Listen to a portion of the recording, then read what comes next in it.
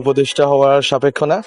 ওরা আমরা যারা বাংলাদেশের সকল নাগরিকই ওনাকে ভালোবাসি, ওনাকে শ্রদ্ধা করি এই জায়গা থেকে যে উনি যে আপসহীন ভূমিকা রেখেছেন এবং ত্যাগ দেখিয়েছেন বাংলাদেশের জন্য, বাংলাদেশের গণতন্ত্রের জন্য। আমরা ওই শ্রদ্ধার জায়গা থেকে ওনাকে দেখতে এসেছি, আমি পার্সোনালি এসেছি। এবং ম্যাডামের অবস্থা এখন ওনার ডাক্তারদের সাথে কথা বলে যেটা মনে হচ্ছে একটু স্থিতিশীল এবং আরো সামনে আরো ভালো হওয়ার ওনারা আশা রাখতেছেন। আমরাও দেশবাসীর কাছে আশা বলবো যে সবাই দোয়া করেন। অলরেডি অনেকেই অনেক প্রোগ্রাম করেছেন, দোয়া মনোজাত করতেছেন।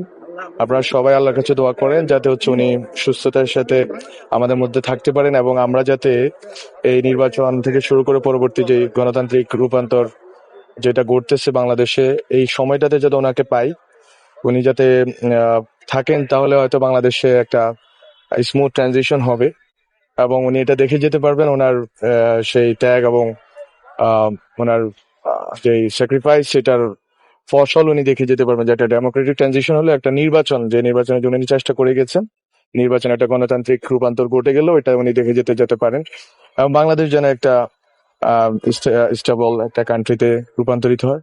তো এই জায়গাগুলো থেকে আসা এবং আমরা এই কামনা করি এবং দেশবাসীকেও বলি যে এই কামনা করেন না, আপনারা আল্লাহর কাছে দোয়া করেন উনি যাতে সুস্থ হন। আপনাদের সরকারের পক্ষ থেকে তো দোয়া চাওয়া হচ্ছে গতকালকে। হ্যাঁ, অবশ্যই আমরা সবাই দোয়া কামনা করি ওনার জন্য। একটা বিষয় জানতে চাচ্ছি, তারেক রহমানের দেশে আসার বিষয় নিয়ে আমি কোনো বাধা বা কোনো অবশ্যই নেই, অবশ্যই আমি শেষ করে অনেকে বলছে যে জিও পলিটিক্যাল কিছু প্রবলেম আছে, -4 ফর্মুলা এখানে কাজ করছে, এই বিষয়ে আপনাদের বক্তব্য কি? আমি এটা সম্বন্ধে অবগত না। আমরা যেটা আজকে পররাষ্ট্রমন্ত্রী উপদেষ্টা যিনি উনি বলেছেন এবং আমাদের সরকারের কাছ থেকে আমরা মনে করি না কোনো কিছু আছে, বরং আমরা তো চাই যে বাংলাদেশে এই যে ডেমোক্রেটিক ট্রানজিশনটা এটা যাতে খুবই স্মুথ হয়। কারণ এত মানুষ রক্ত দিয়েছে, শুধু জুলাইতে না, এর আগে 15 বছর ধরে কয়েক হাজার মানুষ শহীদ হয়েছে, গুম খুনের শিকার হয়েছে। ফলে আমাদের এখন একটা ডেমোক্রেটিক ট্রানজিশন দরকার এবং এক্ষেত্রে যত রকমের চেষ্টা সরকার করবে। এবং আপনারা দেখেছেন যে মাননীয় প্রধান উপদেষ্টা খুবই আন্তরিক নির্বাচনের ব্যাপারে এবং ওনার নেতৃত্বে আমরা আশা করি যে খুব ভালো মতোই নির্বাচনটা হবে এবং সবার অংশগ্রহণে হোক। সরকারের পক্ষ থেকে সরাসরি কোনো সহযোগিতা করা হবে কিনা তারেক রহমানকে আনার জন্য? কেন, এটা তো বেসিক কাজ রাষ্ট্রের, যে রাষ্ট্র সেটা কেন করবে না।